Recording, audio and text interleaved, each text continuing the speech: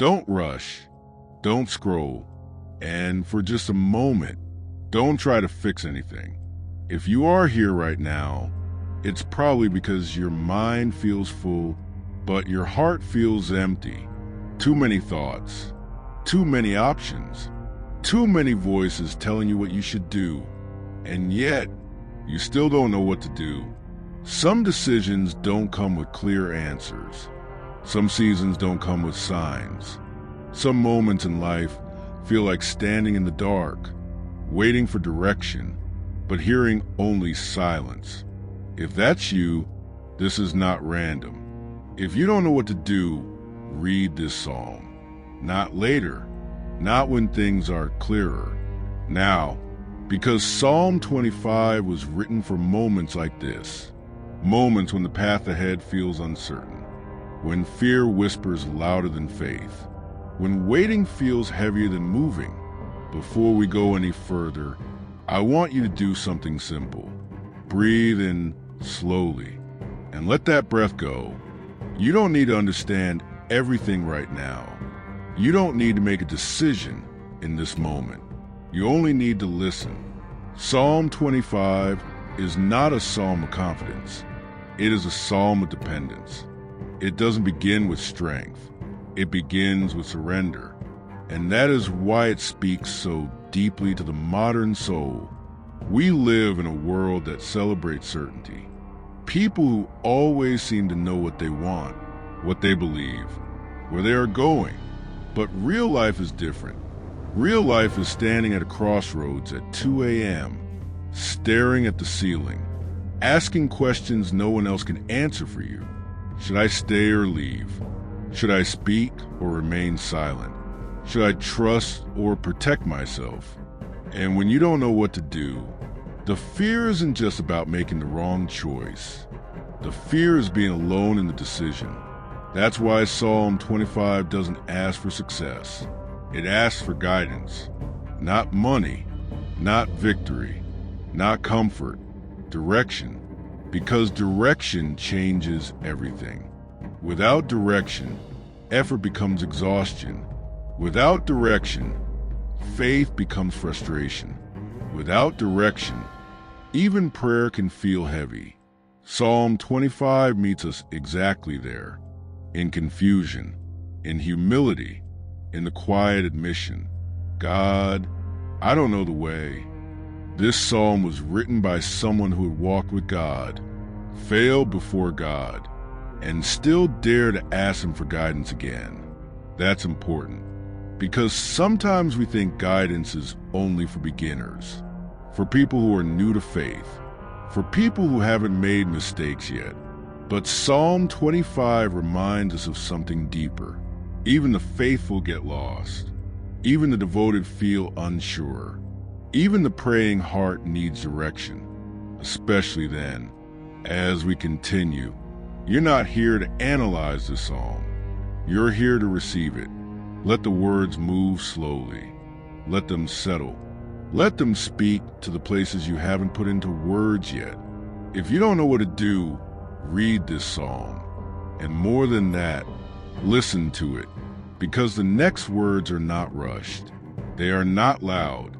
They are not demanding. They are a quiet request from a soul that understands something we often forget. When you don't know where to go, the safest step is toward God. And now, we begin Psalm 25. Let the noise fade. You don't need to imagine anything. You don't need to visualize a scene. Just stay with the words. Psalm 25 begins not with answers, but with an offering. To you, O Lord, I lift up my soul. This is not poetry for decoration. This is a posture. To lift up your soul means you are no longer holding it tightly. You are no longer trying to manage everything alone. You are placing your inner world in God's hands. Your fears, your doubts, your unanswered questions, all of it. Oh my God, I trust in you. Let me not be put to shame. Let not my enemies triumph over me. Notice something important here. The psalmist does not say, "I am sure." He says, "I trust." Trust is not certainty. Trust is a choice made in the absence of clarity. When you don't know what to do, trust becomes a bridge between confusion and peace. Shame in the Bible is not embarrassment. It is a fear of being exposed, of choosing wrong, of being proven foolish for believing. The psalmist is saying, "God, if I follow you, don't let it destroy me." That prayer feels familiar, doesn't it? When you are standing at a crossroads, every option feels risky. Every path feels like it could lead to regret. Psalm 25 speaks directly into that fear. Indeed, none who wait for you shall be put to shame. Waiting is one of the hardest spiritual disciplines.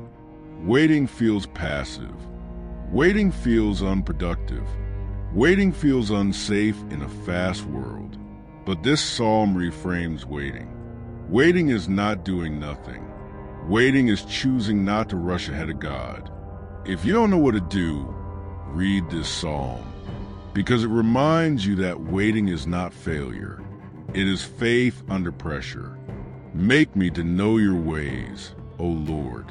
Teach me your paths. This is the heart of Psalm 25. Not my ways, not my plans, not my timeline. Your ways, your paths. This is not a demand. It is a request from someone who knows their limitations. The modern world tells you to trust yourself, follow your heart, create your own truth.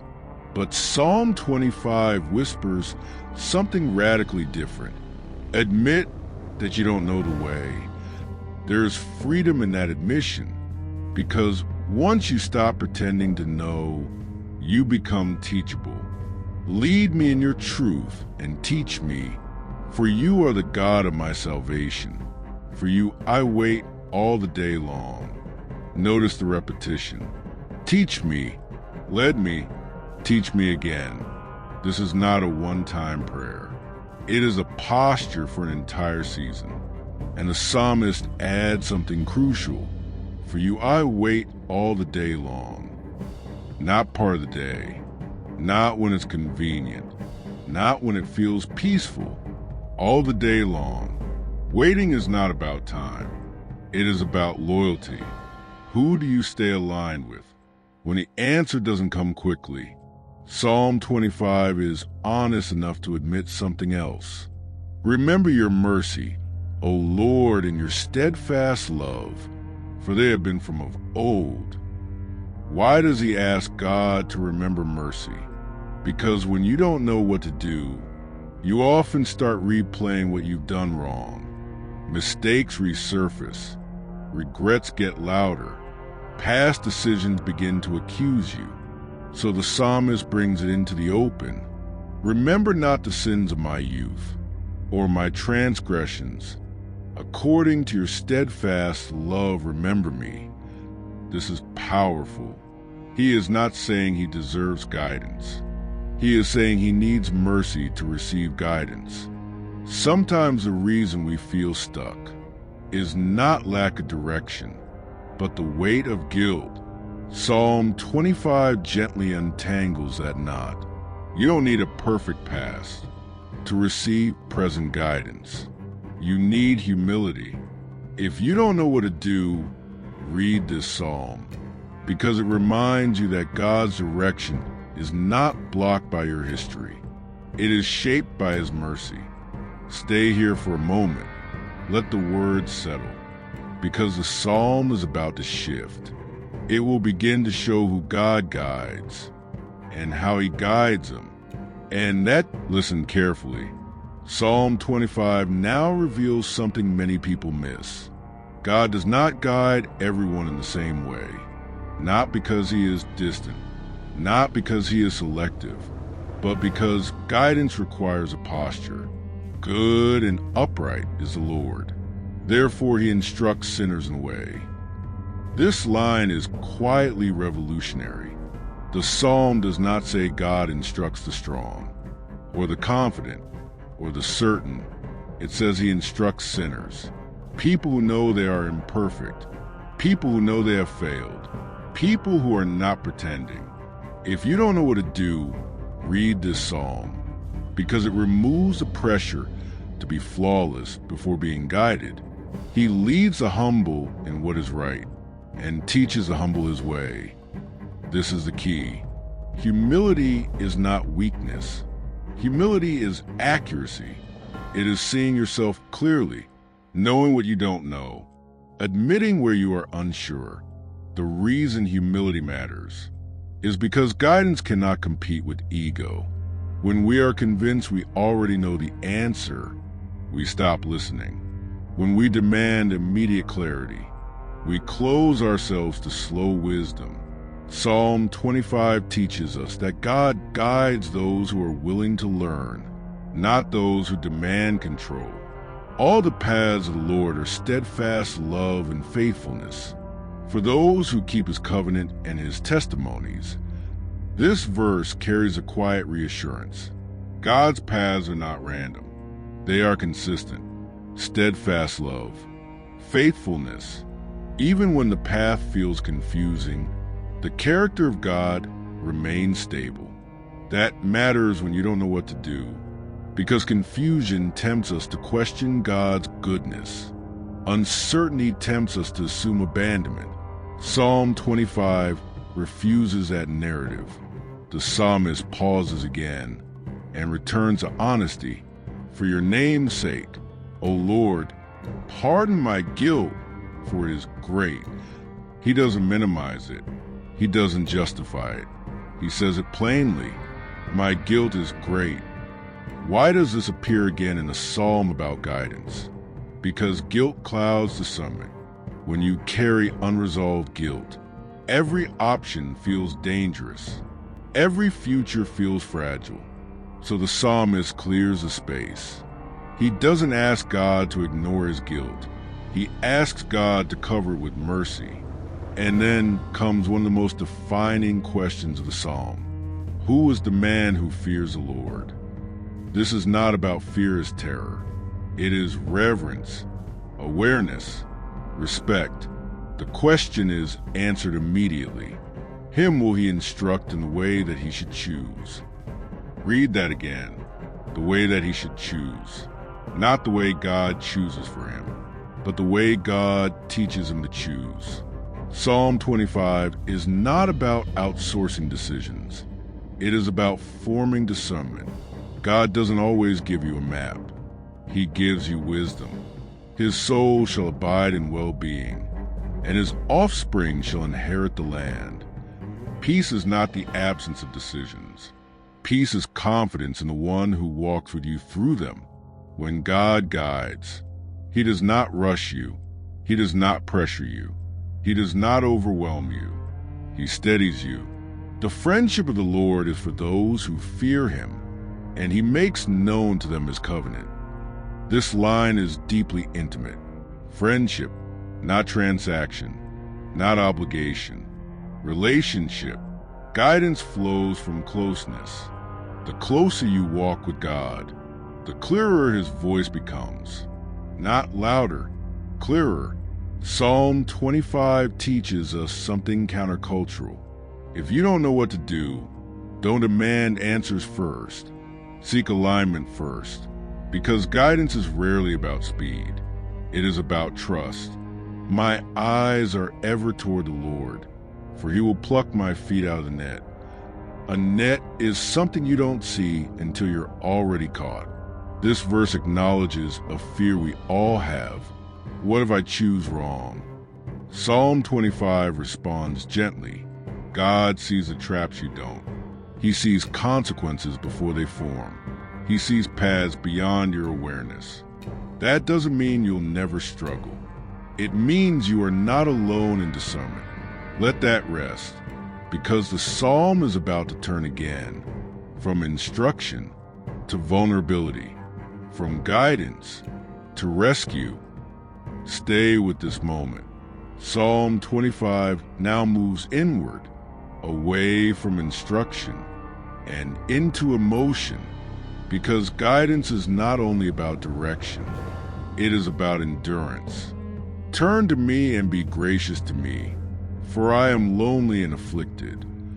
This is not dramatic language. It is honest language. Loneliness here is not about being physically alone. It is a loneliness of carrying decisions no one else can make for you. You can be surrounded by people and still feel this kind of loneliness, especially when you don't know what to do. The psalmist doesn't hide it. He asks God to turn toward him. That matters, because confusion often feels like abandonment, as if God has gone quiet, right when you needed him most. Psalm 25 gives permission to say it out loud. God, I need you to look at me again. The troubles of my heart are enlarged. Bring me out of my distresses. Notice where the trouble is. Not outside. Inside. The heart feels crowded. Thoughts overlap. Worries multiply. Modern life amplifies this. Decisions are no longer simple. Every choice seems to branch into 10 consequences. Every delay feels like falling behind. Psalm 25 names that inner pressure. Distress is not weakness. It is a natural response to uncertainty. Consider my affliction and my trouble, and forgive all my sins. Again, forgiveness appears, not because the psalmist believes his pain is punishment, but because pain often awakens self-blame.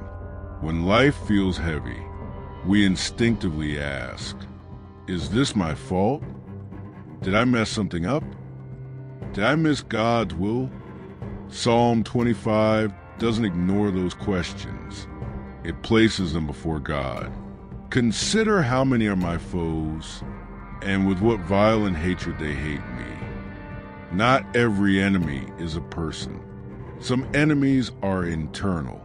Fear, doubt, anxiety.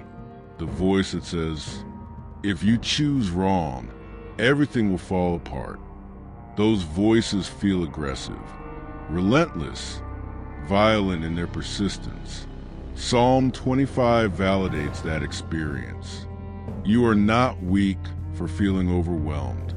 You are human. Oh, guard my soul and deliver me. Let me not be put to shame, for I take refuge in you.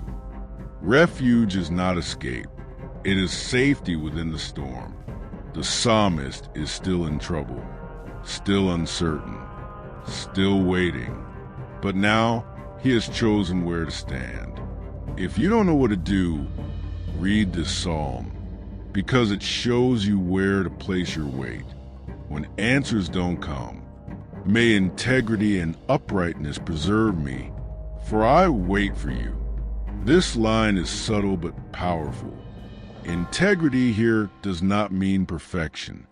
It means wholeness, not being divided internally, not pretending certainty you don't have, not rushing into decisions just a quiet fear. Waiting becomes an act of integrity, choosing not to panic, choosing not to force clarity, choosing not to betray your values for relief. Psalm 25 reframes waiting again. Waiting is not passive suffering. Waiting is active trust. And then the psalm lifts its gaze beyond the individual. Redeem Israel, O God, out of all his troubles. This final movement matters. The psalmist remembers he is not alone in confusion, not alone in fear, not alone in waiting. Your uncertainty does not isolate you from God's people. It connects you to them. Many before you have stood where you stand now, unsure, praying, waiting. Psalm 25 is not rushed to resolution. It ends without telling us what decision was made, what path was chosen, how the story turned out, and that is intentional. Because this psalm is not about outcomes. It is about posture, trust instead of panic, humility instead of control, waiting instead of forcing. If you don't know what to do, read this psalm, not to get instant answers, but to learn how to remain steady. Until answers come, stay here, because now the psalm becomes personal. The next movement is application, not theory, not poetry, but how this psalm shapes your next step, even if that step is simply to wait. Now, let's bring this psalm into today, into your calendar, your responsibilities, your unanswered messages, your decisions waiting on the edge of your mind. Psalm 25 does not promise instant clarity, and that's important because most of our frustration with God comes from expecting speed when He is offering formation. When you don't know what to do, your instinct is to move, do something, anything, just to escape the tension. But Psalm 25 invites a different response. It teaches you how to live guided, even while waiting. The first lesson is simple, but difficult. Direction often comes after alignment, not before. We want God to show us the path, so we can decide whether we like it.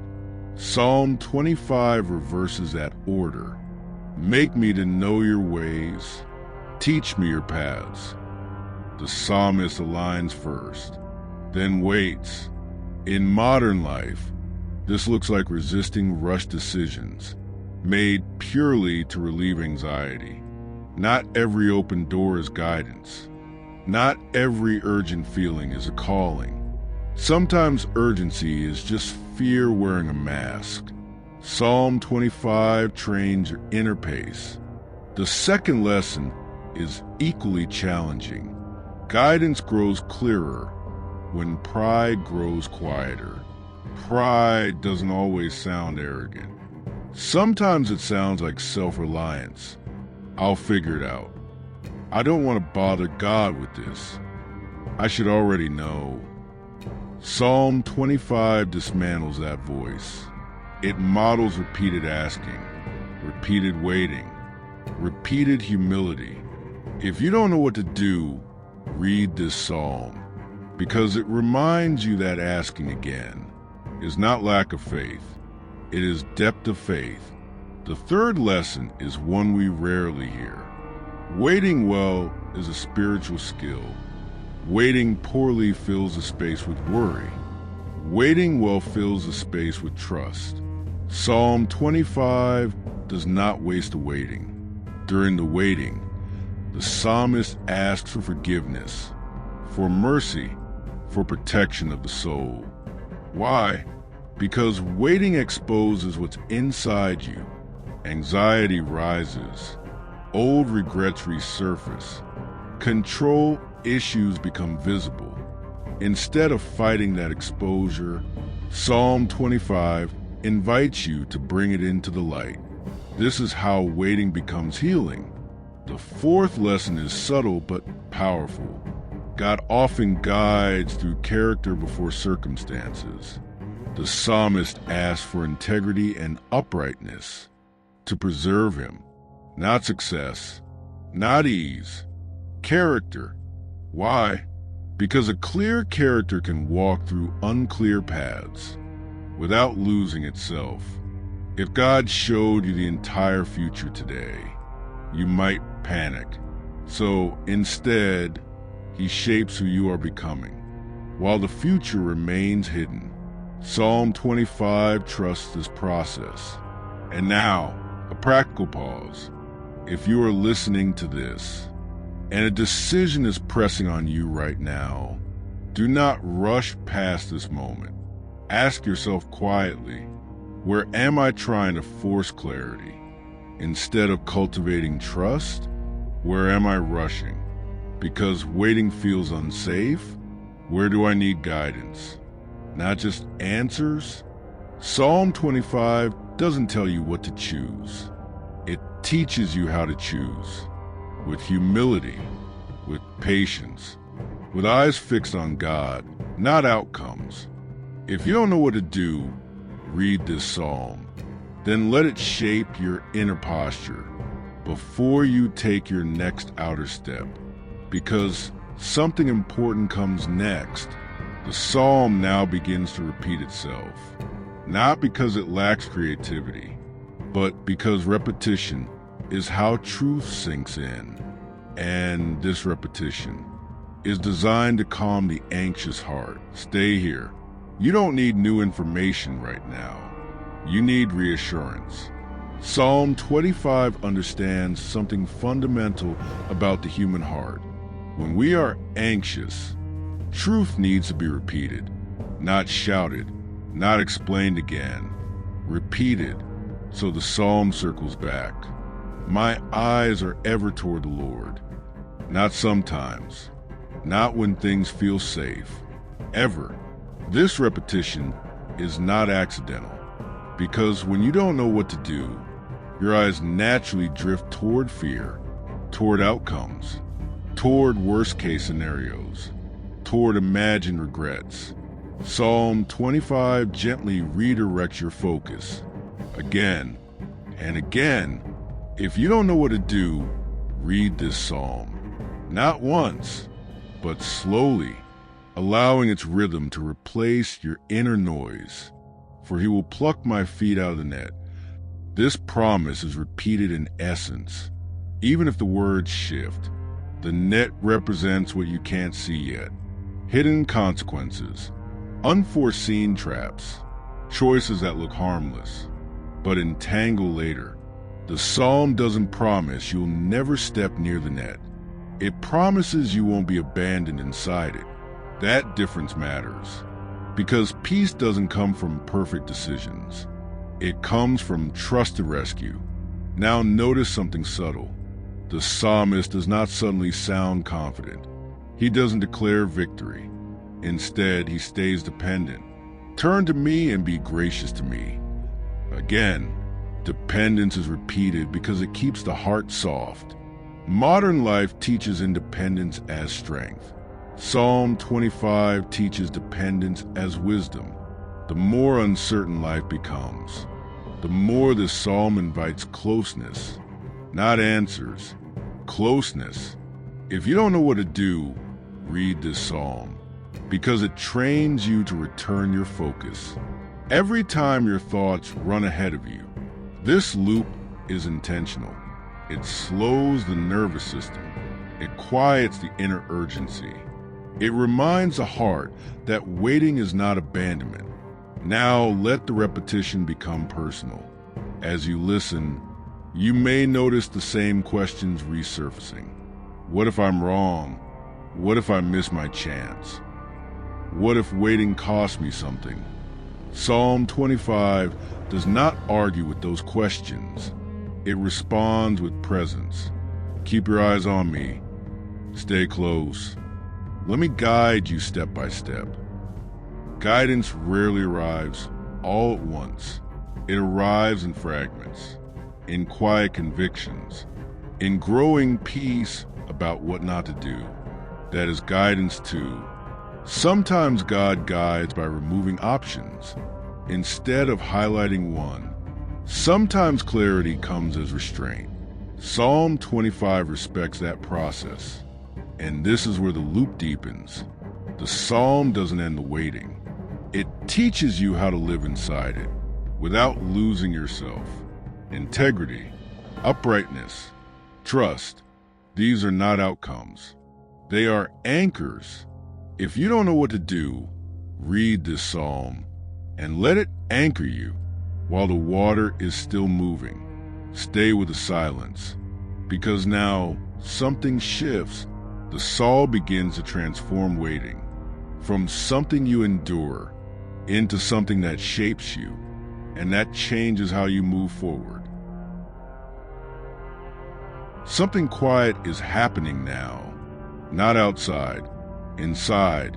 Psalm 25 was never meant to rush you toward a decision. It was meant to reshape the one who decides. Because the greatest danger in seasons of uncertainty is not choosing the wrong path. It is becoming someone you don't recognize while trying to escape the tension. The Psalm understands this. That's why it keeps returning to the heart. May integrity and uprightness preserve me. Preserve, not improve, not accelerate. Preserve. Uncertainty has a way of eroding us. Little compromises, small shortcuts, decisions made out of fear instead of conviction. Psalm 25 stands against that erosion. It teaches you to remain whole, even while unsure. If you don't know what to do, read this psalm, because it protects you from becoming reactive. Integrity here is not moral perfection. It is inner alignment, your values matching your actions, your faith matching your pace, your trust matching your choices. This matters more than clarity, because clarity without integrity still leads to regret. Now notice something subtle. As the psalm progresses, the fear of choosing wrong begins to loosen, not because the answer arrives, but because trust deepens. This is transformation. The psalmist's language shifts from urgency to steadiness, from teach me now to my eyes are ever toward the Lord. Ever. That word signals permanence. Guidance is no longer a moment. It becomes a way of living. This is how Psalm 25 reshapes the future. Instead of obsessing over the next decision, you learn to cultivate attentiveness. Listening becomes your default. Prayer becomes ongoing, not occasional. If you don't know what to do, read this psalm, not to escape uncertainty, but to become someone who walks faithfully through it. Now bring this into your relationships. Uncertainty often spills outward. Irritability, withdrawal, defensiveness. Psalm 25 slows those reactions. When your soul is anchored, you don't need to prove yourself. You don't need to rush explanations. You don't need to control outcomes. This inner calm changes how you speak, how you wait, how you love. The psalm also reframes success. Success is no longer getting it right. Success becomes staying aligned. That frees you because you stop measuring your life by outcomes you can't control and start measuring it by faithfulness you can. Now consider this quietly. What if this season of not knowing is not a delay, but a preparation? Psalm 25 suggests that God often prepares the heart before revealing the path. A rushed answer would bypass the growth. Waiting, when guided, forms discernment, and discernment lasts longer than decisions. If you don't know what to do, read this psalm, because it trains you for future crossroads, not just the one you're in now. There will be other moments like this, other questions, other seasons of waiting. Psalm 25 doesn't solve one problem. It gives you a framework for life. Eyes fixed on God, heart open to instruction, steps taken with humility. This is what it means to be guided, not driven by fear, not pressured by urgency, not paralyzed by uncertainty. Guided. And now, the psalm gently turns outward again, toward trust, toward reassurance, toward rest. Now everything slows. Psalm 25 no longer feels urgent. It feels settled, not because the questions disappeared, but because trust has taken root. This is one of the most difficult spiritual skills to learn. Resting without resolution. Most of us believe rest comes after clarity, after the decision, after the problem is solved. Psalm 25 teaches the opposite. Rest comes from placement, not resolution. Where your trust is placed determines whether your heart can rest.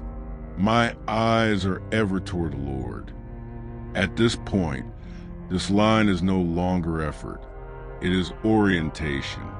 The psalmist is not forcing himself to trust. Trust has become his default direction. This is what consolidation looks like. Fear no longer dominates the inner dialogue. It still speaks, but it no longer leads. If you don't know what to do, read this psalm, because it gently shifts leadership from fear to faith. Rest does not mean passivity. It means you stop rehearsing disasters that haven't happened. You stop replaying conversations that haven't occurred. You stop punishing yourself for futures you can't predict. Psalm 25 pulls you back into the present. Here, now, with God, that is rest, for he will pluck my feet out of the net. This promise feels different now. Earlier, it sounded like rescue. Now it sounds like assurance. The psalmist has accepted something quietly powerful. I don't see everything, but God does. That acceptance releases pressure. You no longer have to anticipate every outcome. You no longer have to prepare for every possibility. Trust absorbs what control cannot. Psalm 25 shows that true peace is not the absence of danger, but the presence of God. Now let this sink in. You are allowed to pause your decision-making, not forever, but for now. Waiting in this psalm is not avoidance, it is alignment. If you don't know what to do, read this psalm. Then give yourself permission to rest without guilt. Rest does not mean you are falling behind. Rest means you are refusing to be driven by panic. This is especially important in modern life. Everything demands immediacy, replies, choices, commitments. Psalm 25 creates a sacred interruption. It reminds you that your worth is not measured by speed. God is not anxious about your timeline. That truth alone can calm the soul. Now notice something else. The psalm does not end with a solution. It ends with trust extended outward. Redeem Israel, O God, out of all his troubles.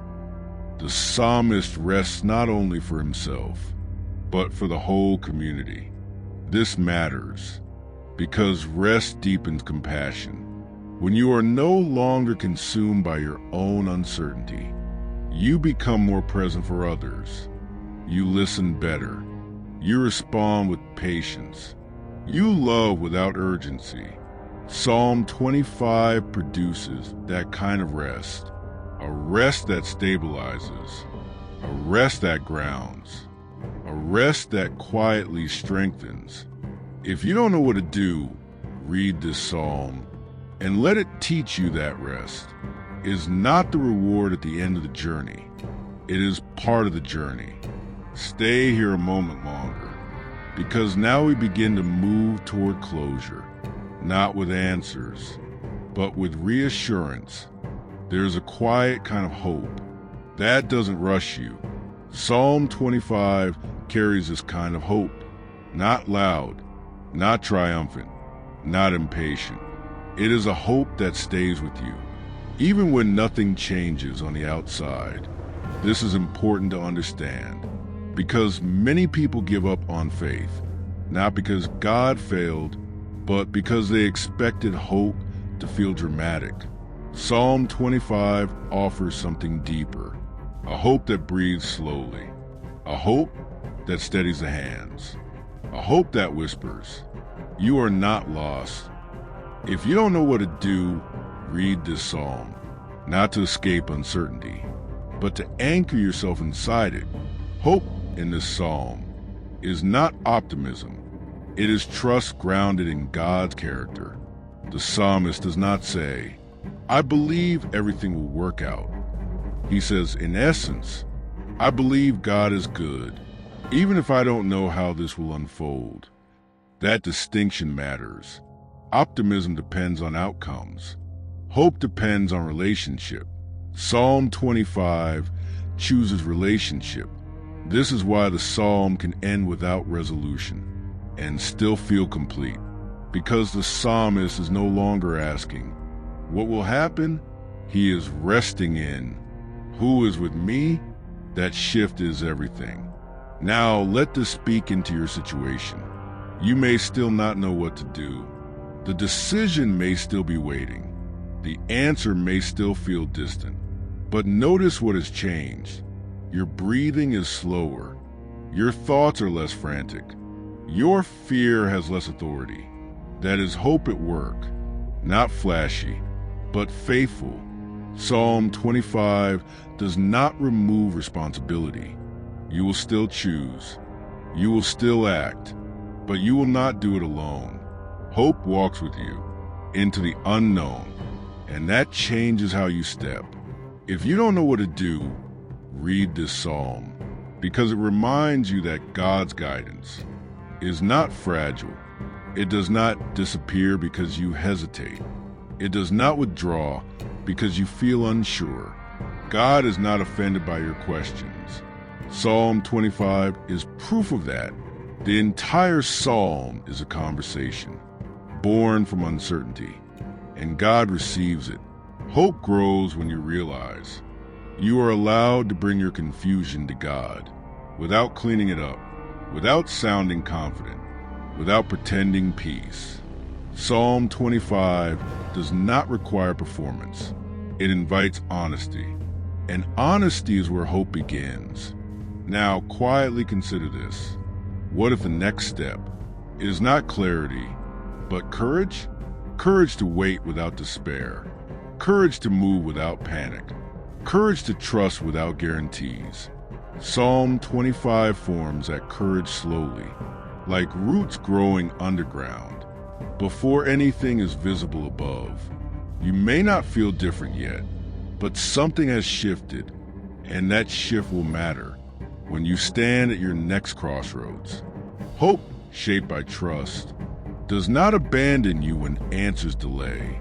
We are almost at the end now, not the end of the journey, but the end of this moment, and the psalm prepares you for what comes next. We are close to the end of this moment together, not rushed, not abrupt, just gently arriving. Psalm 25 never rushes toward a conclusion, and neither will we, because some truths are not meant to be closed quickly. They are meant to stay open inside you. If you don't know what to do, read this psalm, not because it hands you a clear answer, but because it gives you a clear place to stand. That matters more than certainty. Standing in trust is safer than walking in panic. As this psalm settles, you may notice something unexpected. The pressure to decide has softened, not disappeared, but softened. That is not avoidance. That is peace beginning to form. Psalm 25 does not say, "Now you know the way." It says, in essence, now you are not alone in the way. And that changes everything. You are allowed to take your time. You are allowed to pray again. You are allowed to wait one more day. God is not measuring your faith by how fast you decide. He is shaping your faith by how deeply you trust. This psalm quietly dismantles a lie that urgency equals obedience. Sometimes obedience looks like restraint. Sometimes faith looks like stillness. And sometimes the most spiritual thing you can do is refuse to force clarity. Psalm 25 blesses that posture. It shows us a God who is patient with human uncertainty, a God who does not withdraw when questions repeat, a God who stays present while answers take time. Now let this truth settle gently. You don't need to solve everything tonight. You don't need to map your entire future. You only need to stay aligned with the one who sees the whole path. That is enough for now. If you don't know what to do, read this psalm, and then allow yourself to rest inside God's faithfulness, not as an escape, but as preparation, because clarity often comes after peace, not before it. When your heart is no longer frantic, discernment becomes possible. This is a quiet wisdom of Psalm 25. It doesn't shout direction. It cultivates readiness. And readiness will matter when the moment act arrives. For now, you are held in mercy, held in patience, held in guidance. Even if you can't see it yet, we are almost finished. One last movement remains, not a conclusion, but an invitation. Before we close this moment, I want to speak to you gently, not as a command, not as an instruction, as an invitation.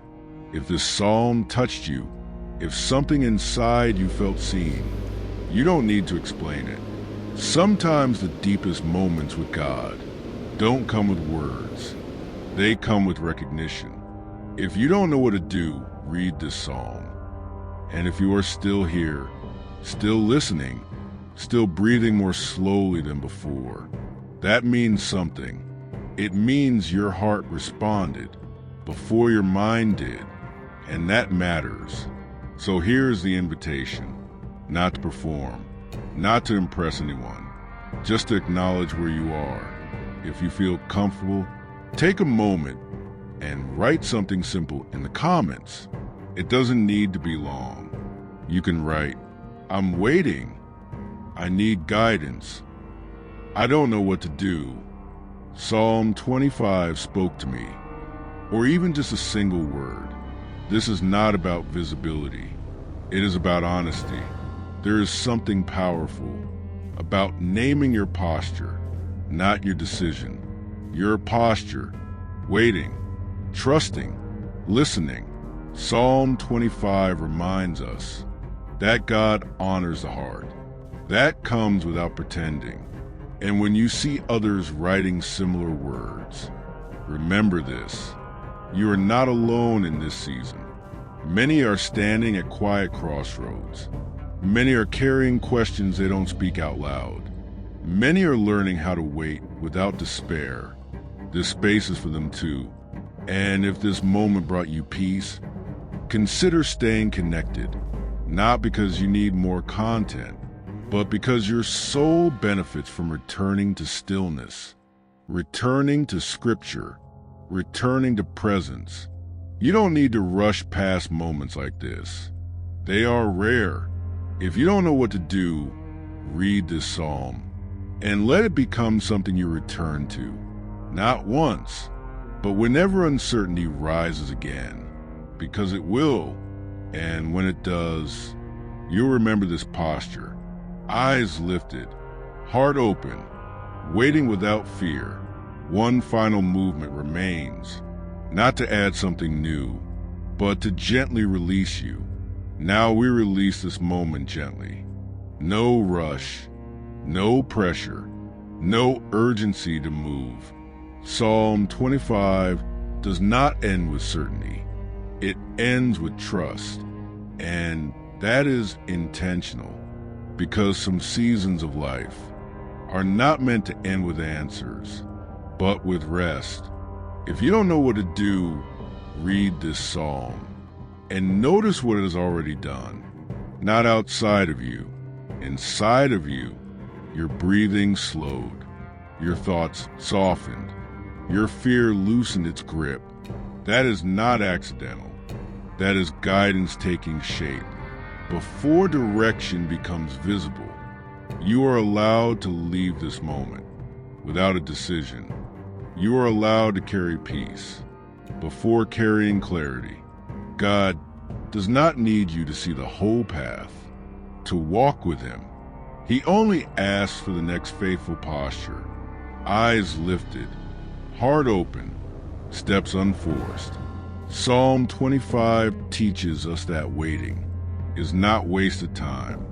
It is holy ground, ground where fear is unlearned, ground where trust deepens, ground where discernment grows quietly. If nothing changes today, that does not mean nothing happened. Something is settled, and that matters more than you think. You don't need to replay this psalm perfectly. You don't need to remember every word. Just remember this. You are not lost. You are not behind. You are not abandoned in your uncertainty. God is patient with your process. He walks at the pace of your becoming. So when you return to your day, to your questions, to your responsibilities, to your unfinished decisions, carry this posture with you. Not urgency, not fear, trust. And when the question returns, what should I do? You already know where to go. If you don't know what to do, read the psalm again and again and again, because Psalm 25 was never meant to be rushed. It was meant to be returned to. May peace stay with you long after this moment ends. You are guided, even here, even now,